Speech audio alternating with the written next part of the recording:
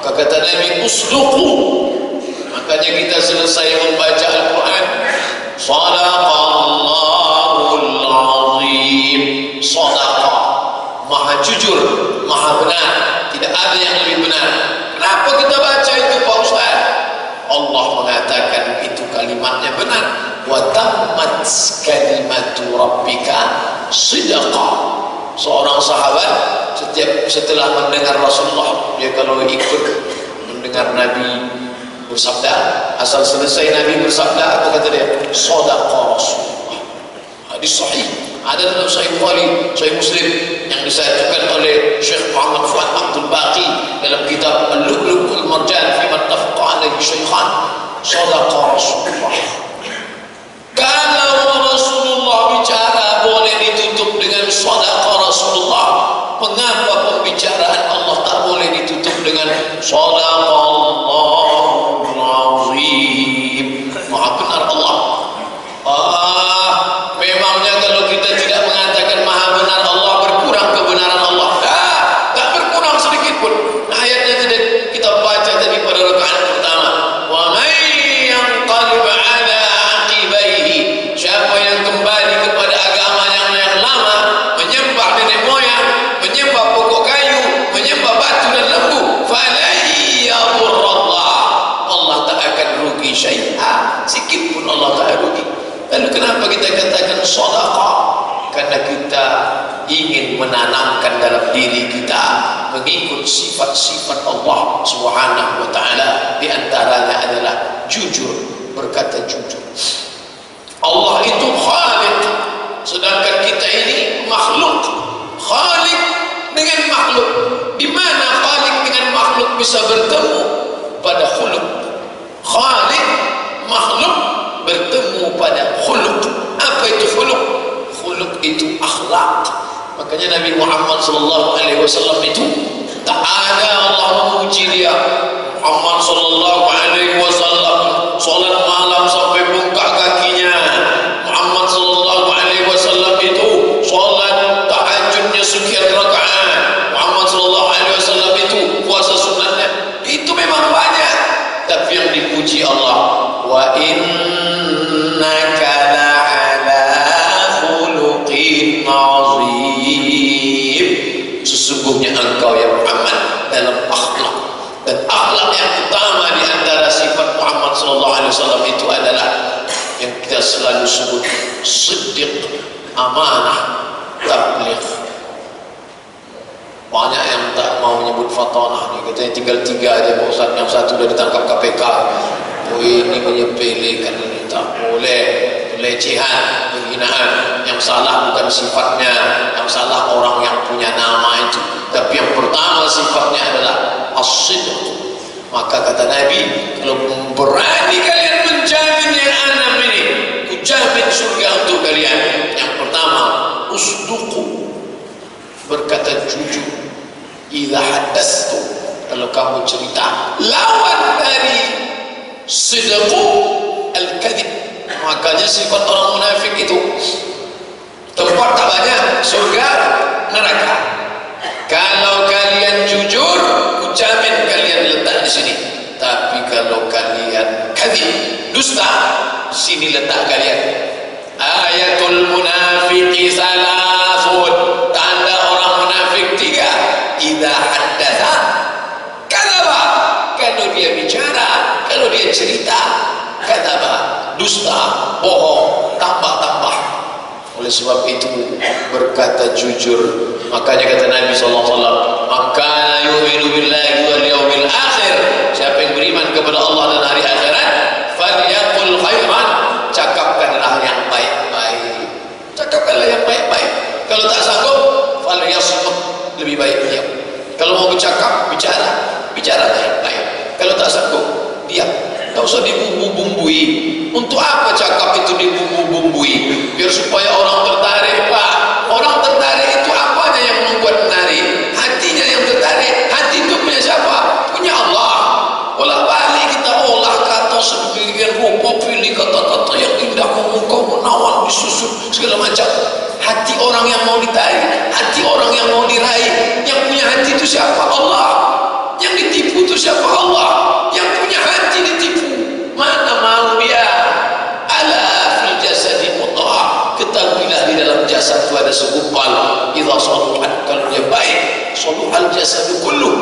idza fasadat, kalau dia rusak, fasadal jasadu kullu, ala wa hiya qalb. Hati, qalbul mu'min, hati orang beriman, baina asabi'ir rahman, di antara jari jemari Allah. Sebagaimana kita memainkan uang logam di ujung jari kita, kita bisa balikkan, bukan menyamakan Allah dengan ini. La laisa kamitslihi syai'un.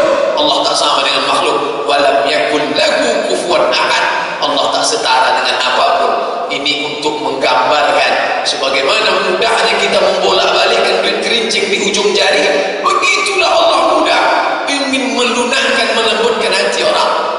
Maka minta kepada dia pemilik hati. Tak perlu cakap dipoles-poles, tak perlu dengan kepalsuan, kebohongan. Semua berawal dari ketidakjujuran.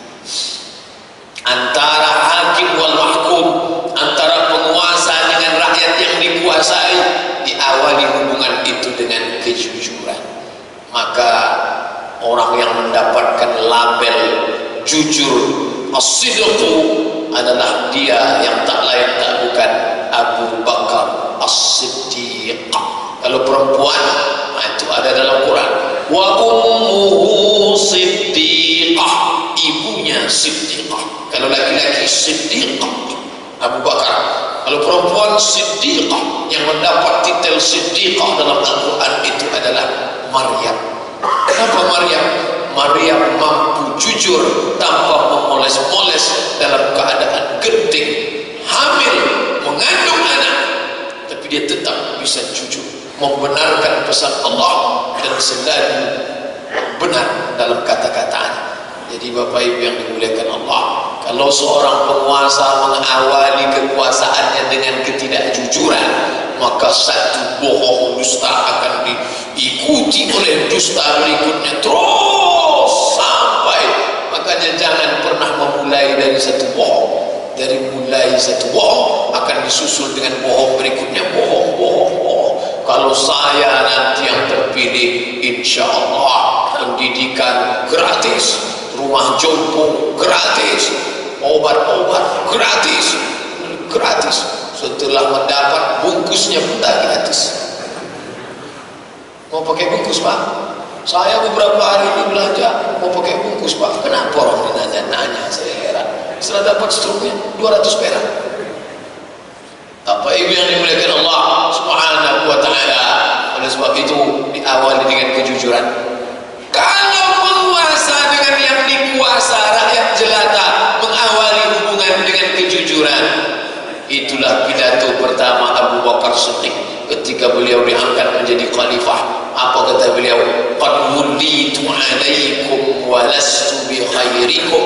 Aku sudah kalian angkat menjadi pemimpin kamu, padahal aku bukanlah orang yang terbaik. Tengok, begitu rendahnya perkataan Abu Bakar Siddiq mengatakan dirinya, aku bukan orang terbaik di antara kamu, padahal jelas-jelas dia yang disebutkan Allah dalam Al-Quran itu. Apa kata Allah?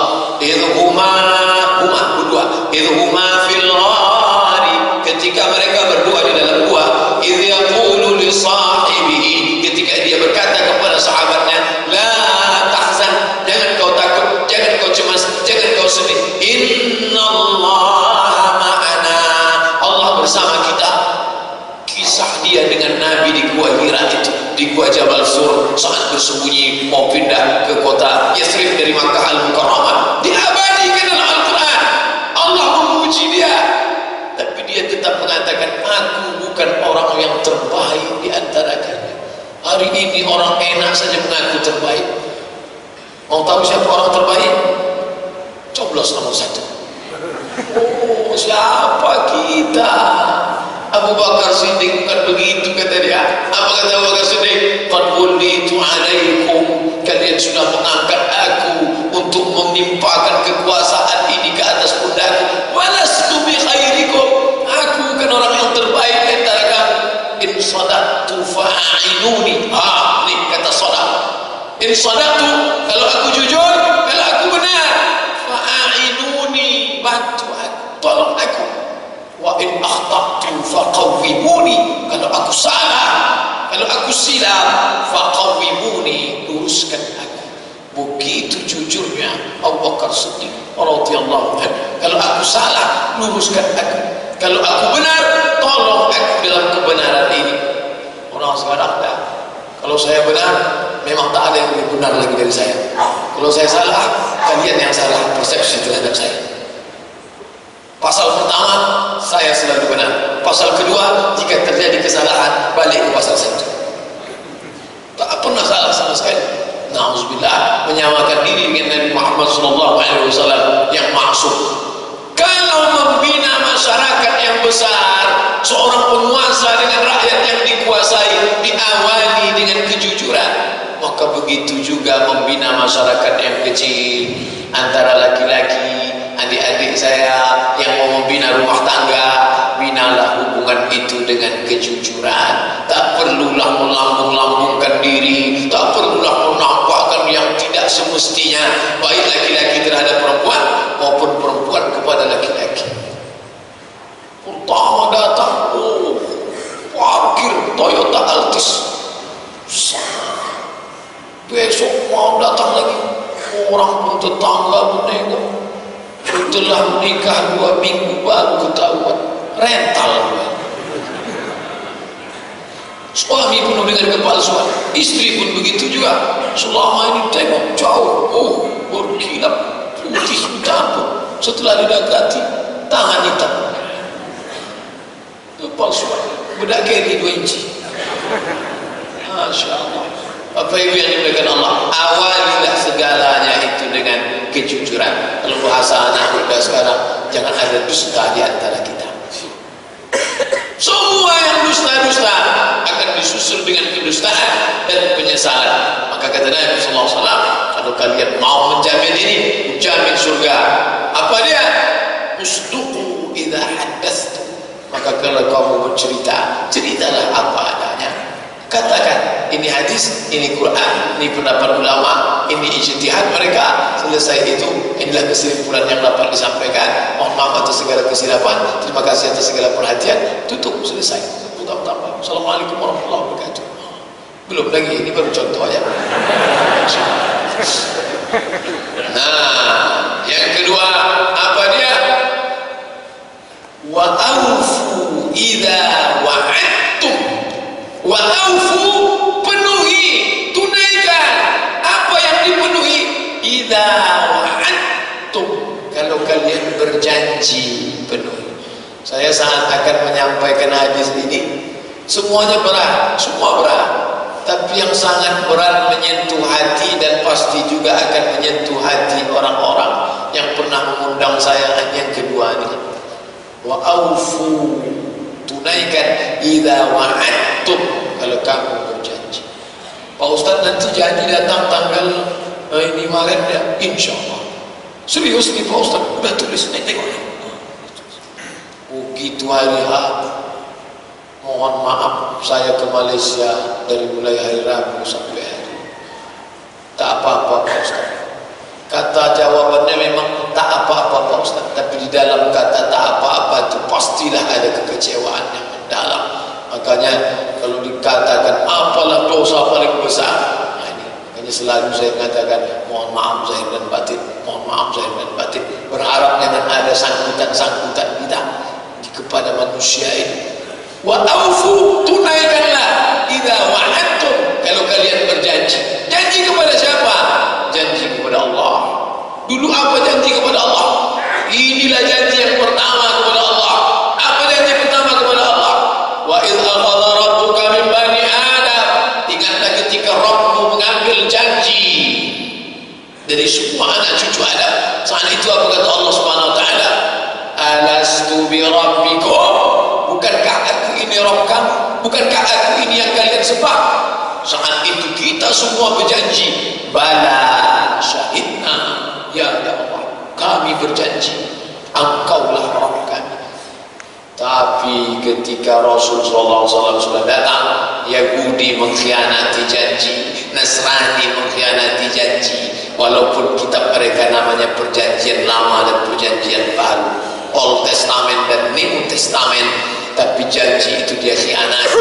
Dulu katanya, saya berjanji hanya menyembah Allah semata, tapi mereka sembah. Inilah pengkhianatan. Jadi kalau ditanya kenapa mereka itu masuk neraka, padahal orangnya baik, orangnya sopan, orangnya santun, kenapa dia masuk neraka? Dosanya yang pertama mengkhianati janji. Maka kata Nabi yang kedua, wa aufu idza wa'adtum, kalau kalian berjanji tunaikanlah janji. Kalau takut berjanji jangan berjanji. Sekarang orang tidak berjanji tapi sumpah, karena dianggapnya sumpah lebih kuat daripada janji. Jangan salah sangka, janji lebih kuat daripada sumpah. Sumpah bisa ditebus. Saya bersumpah bila saya sudah lulus nanti bersedia ditempatkan di seluruh Indonesia dari Sabang sampai Merauke. Begitu keluar SK penempatan Timika, langsung urus surat pindah. Mana janjimu? Mana sumpahmu? Kaulah pengkhianat yang pertama. Lupa dia sifat yang membuat orang masuk ke dalam kerak neraka jahanam. Siapa itu? Idza wa'ada akhlafa, kalau dia berjanji mengkhianati, mengingkari janji. Dan yang paling lengkap tunai janjinya dialah yang selalu kita sebut siang, petang, pagi, malam. Innaka la tukhliful mi'ad wa la yukhlifallahu wa'dah. Allah tidak pernah ingkar pada janjinya. Ingkar janji, na'udzubillah. Janji makhluk kepada Khalik ingkar. Dulu katanya tak mau menyembah yang lain, begitu sampai ke permukaan bumi, siapa disembahnya? Batu, kayu, tugu, orang, semua disembah. Na'udzubillah. Maka kita tadi mengatakan, aku tidak ingin mengkhianati janjimu kepadamu ya Allah. Di awal salat kita katakan, inna salati, salatku, wa nusuki, ibadahku, wa mahyaya, hidupku, wa mamati, matiku lillah, hanya kepada Engkau saja, tidak kepada yang lain. Di akhir salat kita tutup at-tahiyyatu, segala penghormatan, mubarakatu, segala keberkahan, salawatu, segala permohonan doa, thayyibatu, segala yang baik-baik, lillah. Selesai salat kita pun tetap juga masih merasa bersalah. Astaghfirullahalazim, la ilaha illallah wahdahu la syarikalah, lahul mulku wa lahul hamdu, yuhyi wa yumiit, wa huwa ala kulli syai'in qadir. Apa itu? Takut hati mengkhianati janji. Janji kepada istri, dulu janji kepada Allah, setelah itu berjanji kepada istri. Tolong baca sirat ta'liq, itu tak ada sirat ta'liq dulu. Tapi karena banyak laki-laki yang mengkhianati istri, maka ditulislah sirat ta'liq. Jika saya meninggalkan istri saya sekian bulan lamanya tanpa nafkah zahir dan batin, maka istri saya menuntut ke pengadilan agama, maka hakim berhak menjatuhkan talak satu kepadanya, dan istri saya membayar iwat 10.000 diserahkan kepada bla bla bla bla. Ini janji. Setelah itu hati-hati. Maka ini janji, semua janji. Sumpahlah Pak Ustaz. Sumpah itu kan ngeri, takut. Kalau sumpah ingat mati, apalagi sumpah pocong. Tak ada sumpah pocong, itu pocong tambahan belakangan. Sumpah dengan Nabi SAW, tallahi, wallahi, billahi. Bapak diangkat sebagai saksi, ya. Bersedia, ya. Bersumpah atas nama Allah, ya. Bersumpah Pak, I swear. Oh, bukan sumpah Islam. Sumpah Islam itu mesti menyebut nama Allah. Wallahi, tallahi, billahi, bahwa saya menyatakan semua pernyataan saya ini adalah benar. Maka pada saat itu, la yu'akhidhukum Allahu billaghwi fi aymanikum, walakin yu'akhidhukum bima, apa yang kamu katakan dalam hatimu, apa yang kamu lafazkan dalam lidahmu, maka janji itu wajib engkau tunaikan di hadapan Allah, di hadapan manusia. Sekarang kita berjumpa dengan orang-orang yang enak saja mengobrol janji. Sampai-sampai ketika ada seorang ibu berjanji pada anaknya, dipanggilnya anaknya, sini, saya akan memberi kamu nanti pemberian atiyah. Atiyah artinya pemberian. Apa kata Nabi kepada dia? Hati-hati, kalau engkau tidak tunaikan, maka Allah akan melaknatmu, walaupun itu janji seorang ibu kepada anak. Bayangkan itu, janji ibu kepada anak, janji suami kepada istri, janji istri kepada Allah, janji hamba kepada Khalik, ini semua akan dituntut di hadapan Allah. Makanya di antara sifat orang beriman, qad aflahal mu'minun, beruntunglah orang beriman. Di antara sifatnya itu adalah menunaikan janji. Manakala kita sanggup menunaikan janji, maka kata Nabi, masuk di antara yang enam, kujamin surga untukmu. Tapi ketika engkau tidak menunaikan janji, maka tempatnya jelas juga. Tak banyak tempat, dua saja, kanan surga, sebelah kiri fid darkil asfali, keraknya api neraka. Nauzubillah. Yang ketiga, apa dia? Wa addu idza tumintu, wa addu, tunaikanlah apa yang ditunaikan. Idza tumintu, kalau kamu menerima amanah, maka tunaikanlah amanah. Inna aradna al-amanata, dulu kami sudah menawarkan amanah ini, ala samawati wal jibal, ke langit, ke bumi, fa abaina an yahmilnaha, ke bukit-bukit, mereka tak sanggup untuk memikulnya. Wa hamalahal insan, yang mampu memikul amanah itu insan, manusia. Apa amanah? Inilah agama ini. Binatang tidak beragama, pokok kayu tidak beragama, tapi semuanya bertasbih. Dari mana dalil Pak Ustaz binatang bertasbih? Buka kitab Sunan Ibn Majah dalam bab Muallimin Nas al-Khair, hatta al-hutu fil bahri, sampai-sampai ikan di dalam kolam, ikan di dalam air bertasbih. Wan namlatu fi juhriha, semut di dalam sarang bertasbih.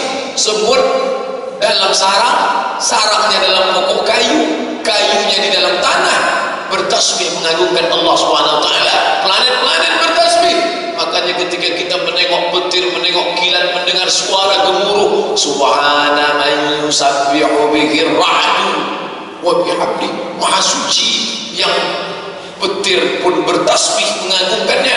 Ketika sahabat membelah fasyaqahu disfain, dibelahnya pelepah korma, ditancapkan di kedua mata. Kenapa kau lakukan ini ya Rasulullah? La'annallaha an yukhaffifa 'adzabakuma ma lam yaybasa, semoga Allah meringankan azabnya selama pelepah korma ini basah. Memangnya kenapa?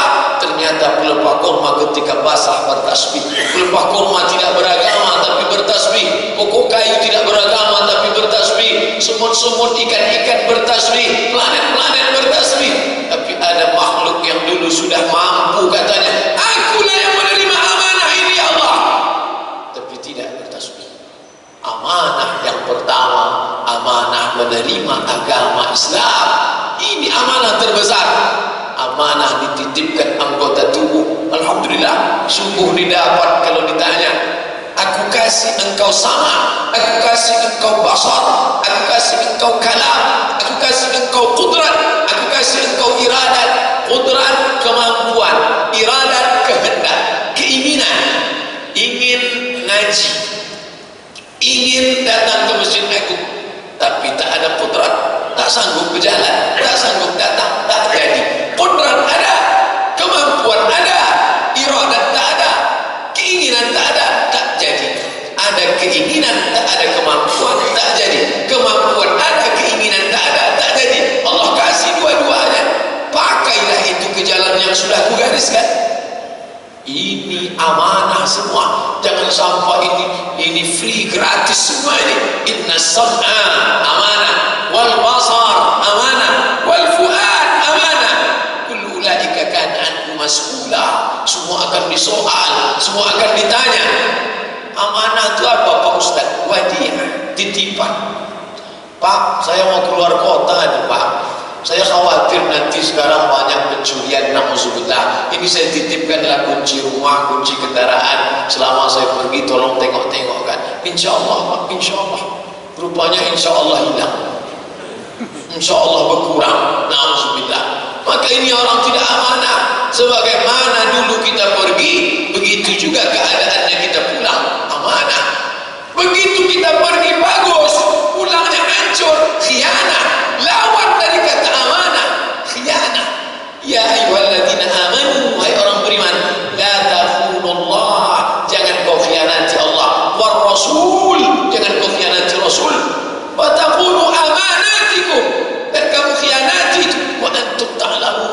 dengan penuh kesadaran, dengan penuh pengetahuan, kamu mengkhianati amanah. Na'udzubillah.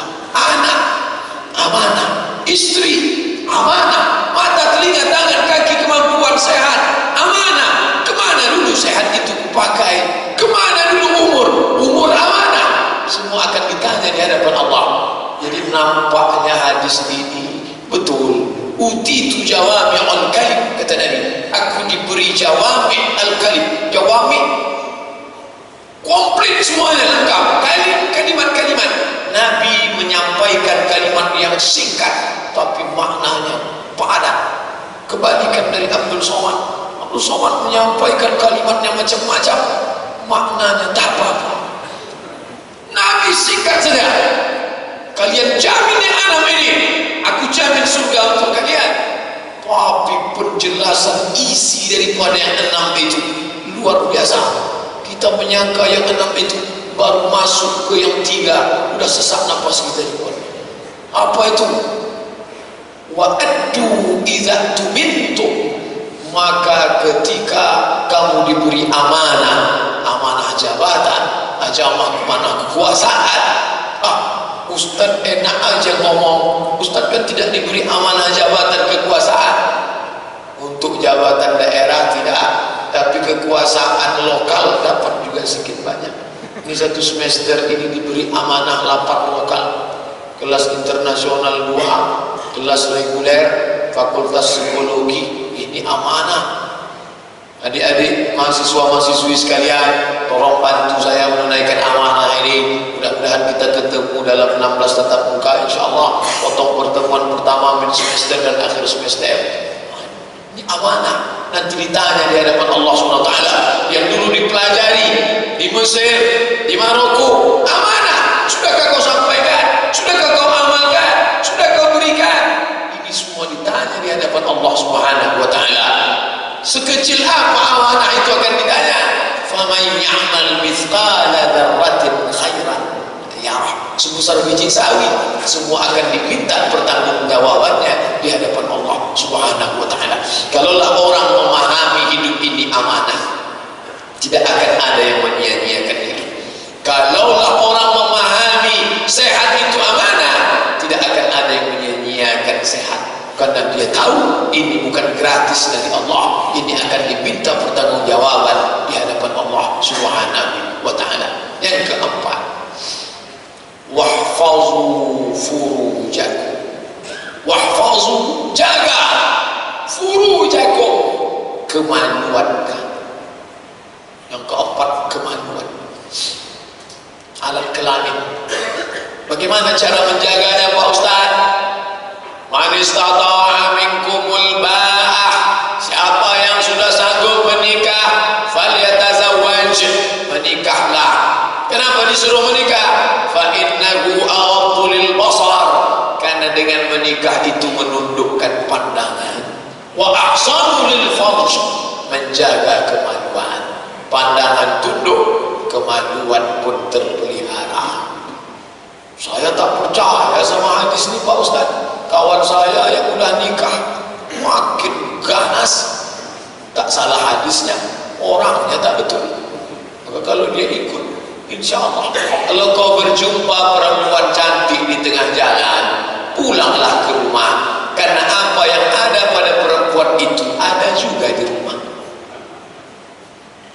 Bentuknya tak sama Pak Ustaz. Matikan lampu sama.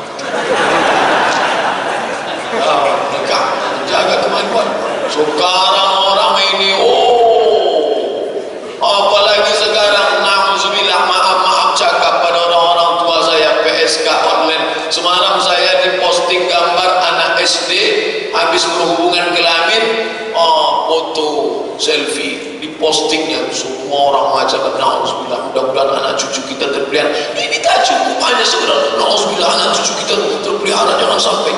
Dia tak peduli pada pendidikan anak, sibuk juga update status. Mudah-mudahan anak kita terpelihara, mudah-mudahan anak kita terpelihara. Anaknya dididik apa tidak? Ini semua berawal dari pendidikan. Orang tua punya tanggung jawab di hadapan Allah Subhanahu wa taala. Wahfazu furujakum, jaga kemaluan. Yang keempat, karena inilah yang banyak menjerumuskan orang. Yang terjerumus ini bukan orang-orang sembarangan yang sudah lulus fit and proper test. Bayangkan itu, ini penduduk satu kota 1 juta. Dari 1 juta ini terpilih orang-orang pilihan 50 orang. Yang dari 50 ini adalah orang-orang yang sudah lulus dari segala aspek. Itu pun terkena juga, ditangkap paparazzi, ditangkap. Tak terhitung lagi berapa banyak. Kalau mau diceritakan, habis waktu kita menceritakan orang buruk-buruk ini, dan kita pun tak dapat apa-apa dari itu. Dan Nabi menyuruh, wahfazu furujakum, jaga kemaluan kamu. Islam tidak menghilangkan hawa nafsu. Ini perlu diluruskan. Islam tidak menghilangkan hawa nafsu. Islam menempatkan hawa nafsu pada tempatnya.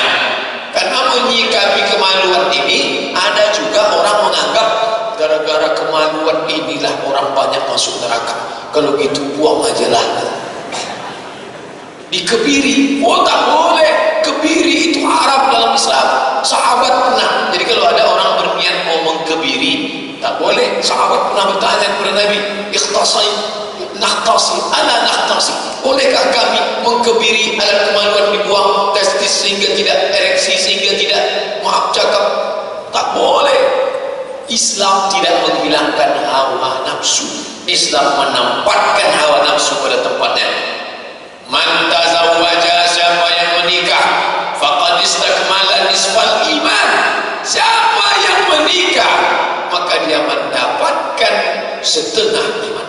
Bayangkan itu, nisfal iman, setengah iman. Lalu sisanya bagaimana? Falyattaqillaha fin nisfil baqi.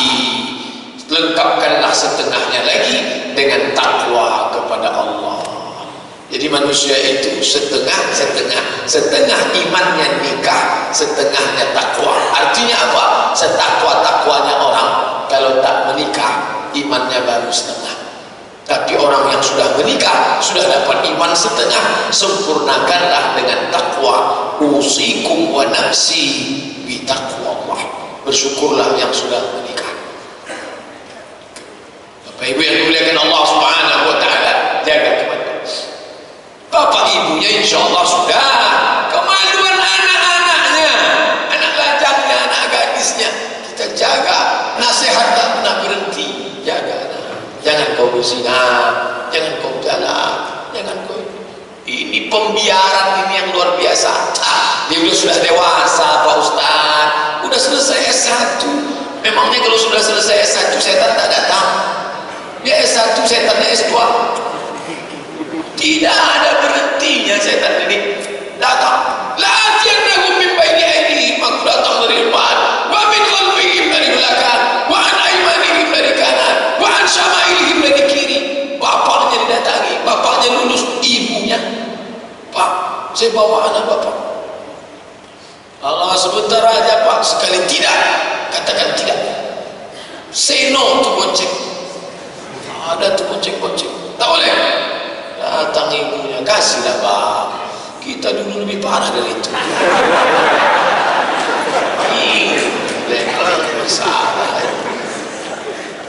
Pak Ustaz, ya, ini anak saya ini alhamdulillah sudah lulus PNS Pak Ustaz. Alhamdulillah.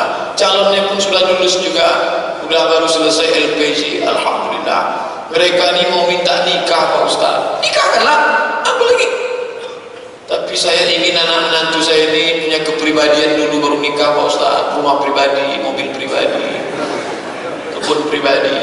Saya bukan menyuruh, bukan melarang Bu. Selama ibu tahan dia tak menikah padahal dia sudah mampu, itu sanggup tak ibu nanggung dosa? Dosa apa Pak Ustaz? Dia setiap hari Sabtu malam pergi tak? Ya selalu mau datang, saya tengok pergi-pergi. Itu kan cuma makan bakso aja Pak Ustaz. Bakso dari Baghdad. Buat dosa. 1 bulan 4 kali, setahun 48 kali. Siapa nanggung dosanya itu? Terimalah. Banyak orang-orang tua ini lebih mau makan di daun daripada makan di piring. Apa makna cerita Ustaz? Pahamilah sendiri, panjang penjelasannya itu.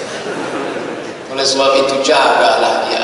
Sahabat saya pulang dari Mesir, biasalah ta'aruf dengan perempuan. Begitu 2 kali datang, langsung bapak perempuan itu bertanya, mau dibawa kemana hubungan ini? Oh gitu. Kalau siap minang anak saya, datang.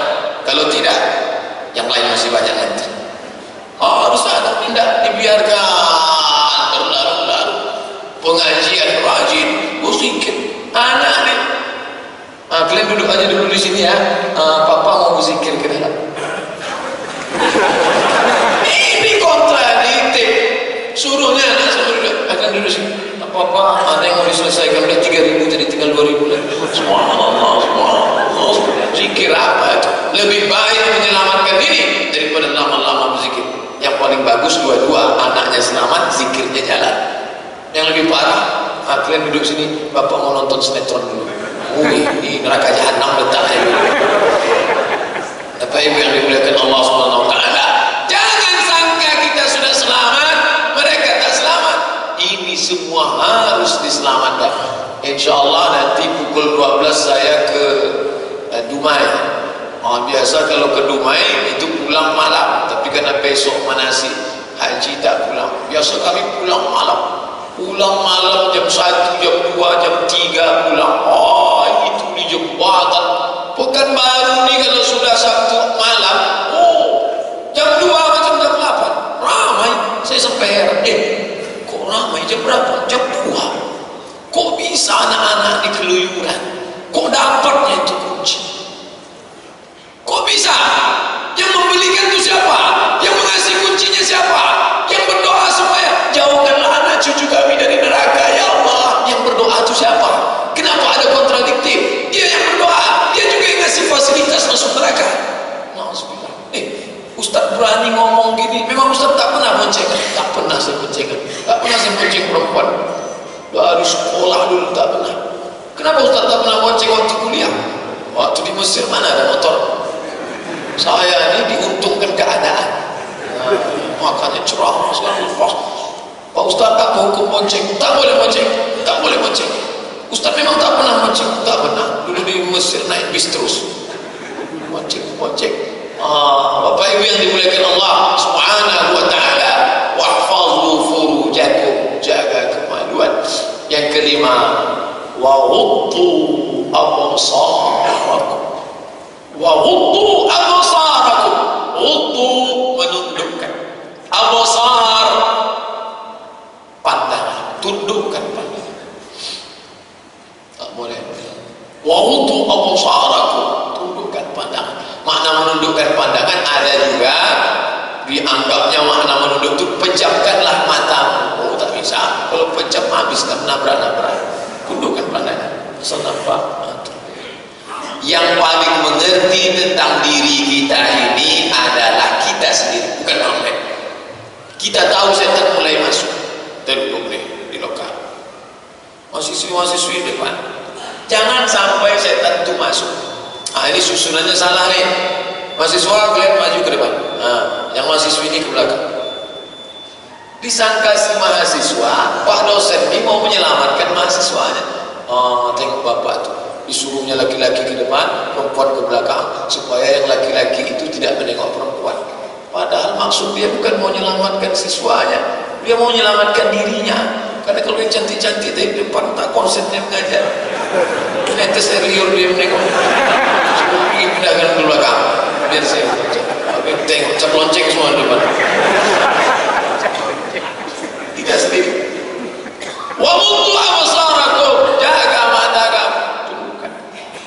Menjaga mata adalah yang paling payah. Menjaga yang lain insyaallah, menjaga mata. Makanya banyak juga perempuan ini untuk menjaga, sebenarnya dia bukan menjaga dirinya. Ini perlu diluruskan. Perempuan yang bercadar itu dia bukan menjaga dirinya, tapi dia ingin menjaga orang lain. Maka saya kalau jumpa perempuan bercadar, saya ucapkan terima kasih, tapi tidak kuat. Jumpa bercadar, terima kasih. Ada laki mengamuk lelaki. Berterima kasih saya karena kamu tidak menunjukkan wajah. Nampak wajah. Ada orang ini menengok sekali lagi, dia tidak auto reverse. Berputar lagi. Mata. Jadi dulu ada mahasiswi bercadar, diusir sama dosennya, keluar, jangan masuk lokal saya kalau bercadar. Menangislah dia datang ke saya. Waktu itu saya di lembaga penjaminan mutu dengan Dr. Masyhuri adik Al-Mukarram Ustaz Mustafa Umar. Beliau tak datang, saya duduk situ. Nangis kenapa? Diusir Pak, katanya bercadar tak boleh masuk. Oh, saya kasih rekod menghadap ke Pak Rektor. Insya Allah ini Universitas Islam, orang bercadar itu hak dia, dia boleh. Tapi jangan katakan cadar itu wajib. Akhirnya dia menang, dia boleh bercadar di lokal, dia dibela haknya bercadar. Tapi ketika mengatakan wajib, perempuan yang menjaga bagus. Tapi ketika dia katakan wajib, karena lawan dari wajib haram. Kalau dikatakan bercadar itu wajib, maka ibu-ibu yang tak bercadar ini haram semuanya. Bercadar bagus. Pak Ustaz, bagus tak istri saya bercadar, anak saya bercadar? Bagus.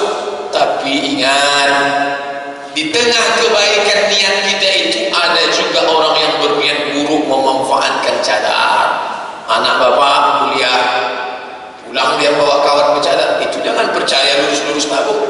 Pak, ini siapa? Kawan. Buka, lu tengok. Mana ada juga tengok berkumis dalamnya. Masukkannya ke kamar. Alhamdulillah. Kenapa? Karena niat untuk berbuat jahat itu selalu ada.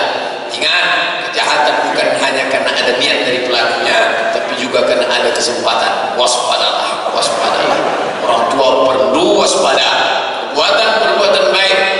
Maka kata Syekh Muhammad Al-Ghazali dalam kitab As-Sunnah Al-Hadis baina ahli fiqh wa ahli hadis. As-Sunnah baina ahli fiqh wa ahli hadis. Apa kata dia? Kalaulah perempuan itu wajib bercadar, untuk apa ayat menyuruh menjaga mata, menundukkan pandangan? Kenapa saya menundukkan pandangan? Karena perempuan itu nampak wajahnya. Ketika ngobrol saya tunduk, wajahnya nampak. Kalau sudah wajahnya tertutup, untuk apa lagi saya nunduk? Wajahnya sudah tertutup, saya nunduk juga. Apa dikhawatirkan? Biji mata. Saya bernafsu dengan biji matanya Pak Ustaz. Oh, itulah ada kelainan tuh. Tengok biji mata pun bernafsu. Apa ibu yang dimuliakan Allah Subhanahu wa taala. Oleh sebab itu kita berusaha di tempat-tempat yang orang membuka aurat, di tempat-tempat kita kan sudah tahu ini orang di sini banyak buka aurat. Ada 2 toko buku. Kalau masuk ke sini banyak terbuka. Yang ini tertutup, pilih yang tertutup sehingga tidak menjadi alasan. Alah, kemarin ketemu sama Ustaz di mall. Emangnya selama di mall itu Ustaz nunduk terus? Nota juga.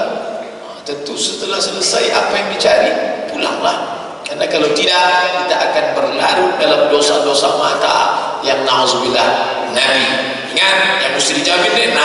Maka kata Nabi, wa ghuddu absarakum, jaga pandangan mata. Yang terakhir, yang keenam, wa kuffu aydiyakum. Kuffu, tahan. Mana kuf? Tahan. Apa yang ditahan?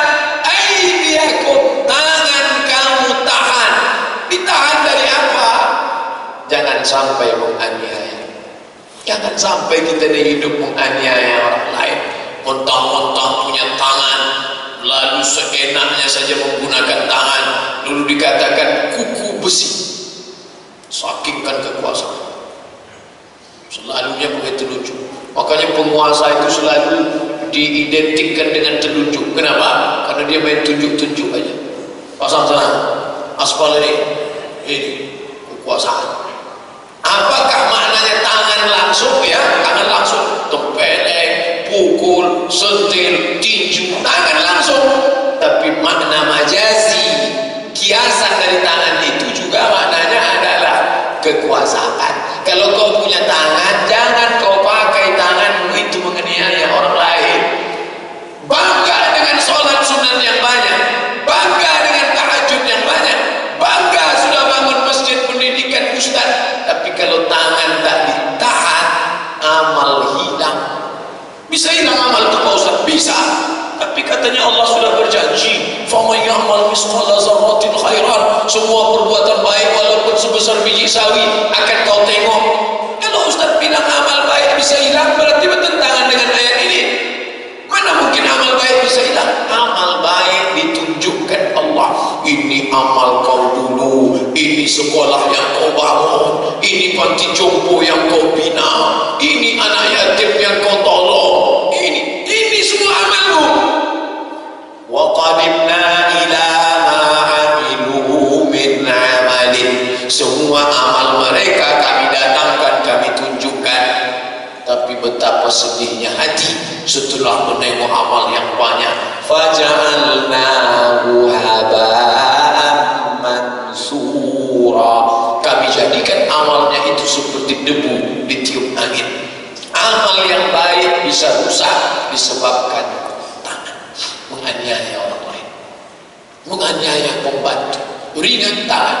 Kita kalau melihat berita di TV tentang orang menyekap pembantu di kamar mandi, diikat lebam tak pernah digaji, akhirnya melompat dari celah jendela kamar mandi, terjun dari lantai 3, selamat ke bawah, diselamatkan orang, patah kakinya, dibawa ke rumah sakit, disehatkan, disembuhkan, datang dia lagi menyelamatkan saudara-saudaranya, ditangkap.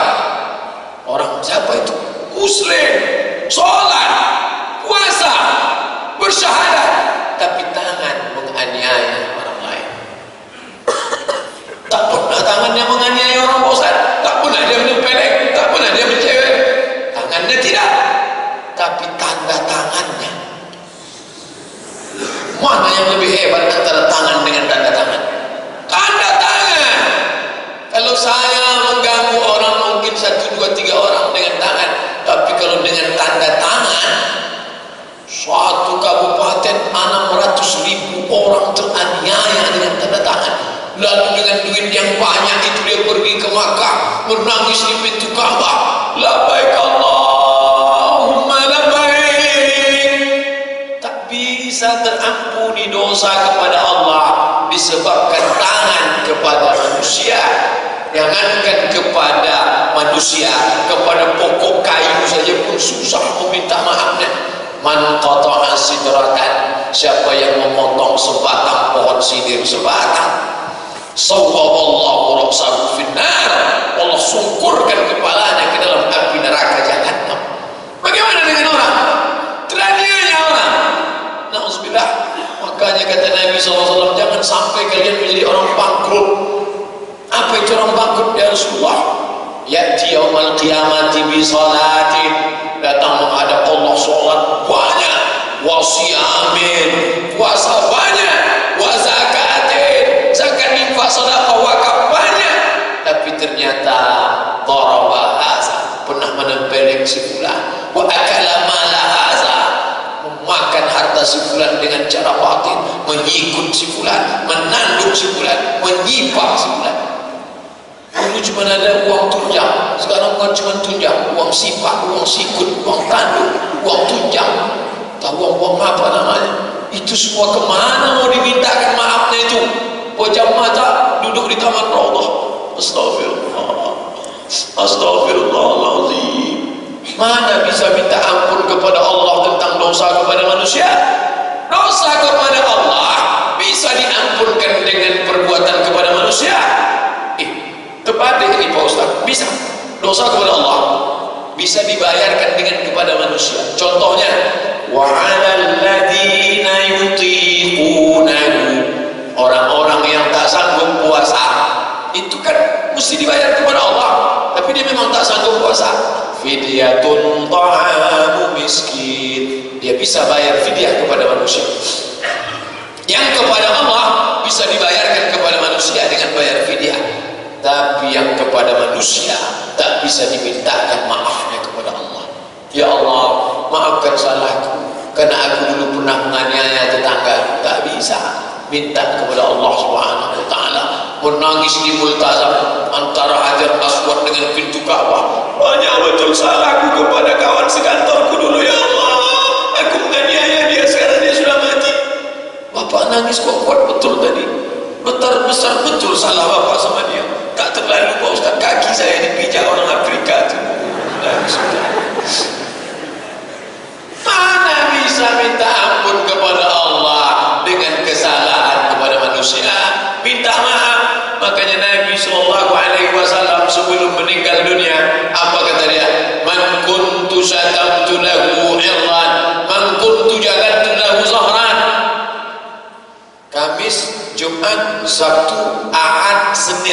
5 hari sebelum meninggal.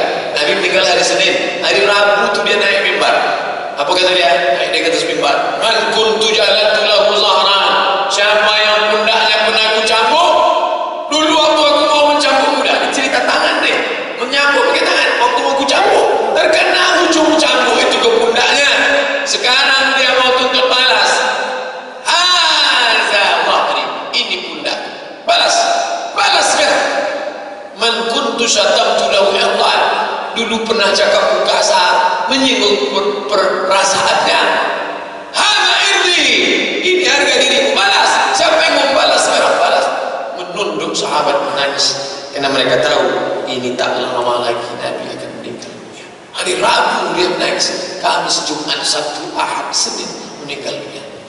Tapi jangan gara-gara ini nanti bapak ibu tafsirkan asal ada orang minta maaf, maafkan saya ya Pak, ini nampaknya 5 hari lagi. Itu maknanya, itu kebetulan saja. Jadi kita minta maaf ini jangan tunggu sakit. Kau udah minta maaf sama dia? Belum lagi. Tak ada salah sama dia. Kemarin dulu ingat saya cakap kasar. Memang ada salah saya sama dia. Kenapa tak minta maaf? Nantilah udah agak-agak 5 hari mau mati nanti baru minta maaf. Emangnya kita tahu mati kapan? Baik yang dimuliakan Allah, minta maaf. Silap salah kita. Oleh sebab itu tangan ini luar biasa. Dulu saking banyaknya laki-laki ringan tangan, sikit-sikit, tempelek, sikit-sikit. Nah, sekarang laki-laki tak bisa lagi. Begitu mau tempelek, KDRT. Istrinya tinggal 4 huruf aja. Dulu jangan bang, sekarang dah. Bang, KDRT mau? Nah, dia udah siap foto. Gitu. Nah, siap kan? Jadi. Alhamdulillah ada perlindungan. Bapak Ibu yang dimuliakan Allah Subhanahu wa taala, sampai orang tua pun sekarang menganiaya anak. Ibu mencekik anak. Saya dikirimkan kawan beberapa hari yang lalu gambar seorang ibu memukul anaknya pakai bantal. Anak tulik menangis, dia sedang marah, dipukulnya anak memukul bantal macam memukul binatang. Menengok tu, wah ini setan saya ini. Saya khawatir, saya matikan langsung. Karena kalau saya lanjutkan HP pak saya banting gara-gara itu. Luar biasa. Jadi kalau kita tak tahan menengok video-video yang anak kandung titipan Allah, amanah, tangan. Kalau anak dia digitukan, apalagi anak orang, tentu dia ringan tangan. Maka ingat, ini kata Nabi SAW, kufu aydiyakum, kalau sanggup kalian menahan yang 6 ini, insyaAllah. Pak Ustaz, saya alhamdulillah 6 sudah, alhamdulillah. Baru 5 Pak Ustaz, tambah 1 lagi. Baru 1 Pak Ustaz, tambah 5 lagi. 1 pun belum Pak Ustaz. Kita mulai sama-sama.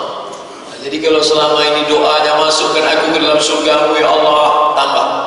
Kuatkan aku menahan diri dari yang 6 itu. Masukkanlah kami ke dalam surgamu ya Allah. Kuatkanlah kami menahan diri dari yang 6 itu ya Allah. Jamaahnya nanya, apa yang 6 itu? Itu yang kami kaji kemarin. Apa dia yang 6? Itulah aku pun tak boleh ingat. InsyaAllah jujur dalam bicara, tunaikan janji, tunaikan amanah, jaga kemaluan, jaga mata, jaga tangan. Kemana-mana ingat amanah. Bapak Ibu yang dimuliakan Allah SWT, sudah sampai masuk waktu syuruk. Kita melaksanakan sunat isyraq 2 rakaat. Selesai itu kita lanjutkan dengan tanya jawab. Mohon maaf atas segala kesilapan, banyak tutur kata menyinggung perasaan tak berkenan di hati. Mohon maaf pada tuan-tuan, puan-puan sekalian. Subhanakallahumma wa bihamdika asyhadu an la ilaha illa anta astaghfiruka wa atubu ilaik. Wassalamualaikum warahmatullahi